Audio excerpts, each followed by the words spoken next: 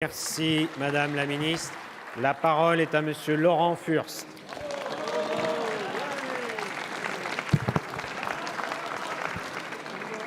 Bien, Monsieur le Premier ministre, d'abord une réflexion.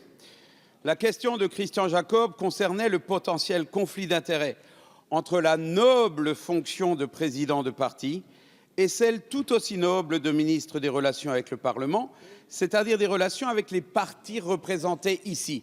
Elle ne concernait que cela et rien d'autre, et à cet instant, notre interrogation reste pleine et entière. Monsieur le Premier ministre, je vous pose ma question. Depuis 1958, sous la Ve République, à 15 reprises, une majorité parlementaire stable permettant de gouverner s'est dégagée des élections législatives. L'Assemblée actuelle permet au président de la République de disposer d'une majorité homogène et d'avoir les mains libres. Cette Assemblée permet aussi de représenter presque tous les courants de pensée majeurs de notre vie politique.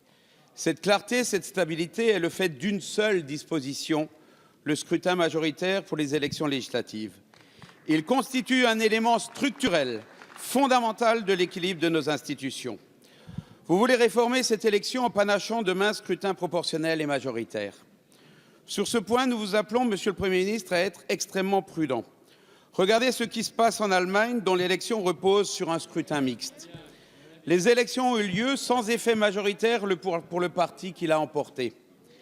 Au bout de plus de 2 mois d'interminables négociations, la chancelière n'a pas réussi à unir des courants éloignés les uns des autres, qui pourtant devraient se mettre au service de leur pays. Jusqu'à présent, la France a été totalement épargnée de ce type de situation. En changeant ce qui fonctionne, nous pensons qu'il y a un risque de perdre 2 avantages de nos institutions, la cohérence gouvernementale et surtout la stabilité. Ma question, Monsieur le Premier ministre, est simple. Pouvez-vous assurer au peuple de France que ces avantages importants pour la gouvernance de notre pays seront respectés quoi qu'il arrive demain? Monsieur le député.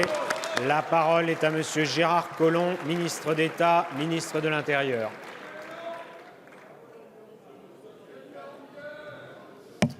Monsieur le Président, Mesdames et Messieurs les députés, Monsieur le député Laurent Furst. Comme vous le savez, le Président de la République, lors de la campagne électorale, a pris 2 engagements. Le premier engagement était de réduire le nombre de députés et il entend le faire. Parce qu'un certain nombre de nos concitoyens s'interrogent sur la façon dont aujourd'hui notre Assemblée est composée et se dire que nous pourrions utilement réduire le nombre de députés. Le deuxième point, c'est effectivement d'introduire une dose de proportionnel. Mais je crois qu'il a le souci, tout comme vous, monsieur le député, de faire en sorte qu'il y ait de la stabilité dans notre Assemblée. Peut-être est-il un peu plus optimiste que vous et il peut lui arriver de penser que des députés tels que vous pourraient rejoindre demain la majorité pour la rendre encore plus stable. Mais bon, peut-être est-ce un peu optimiste.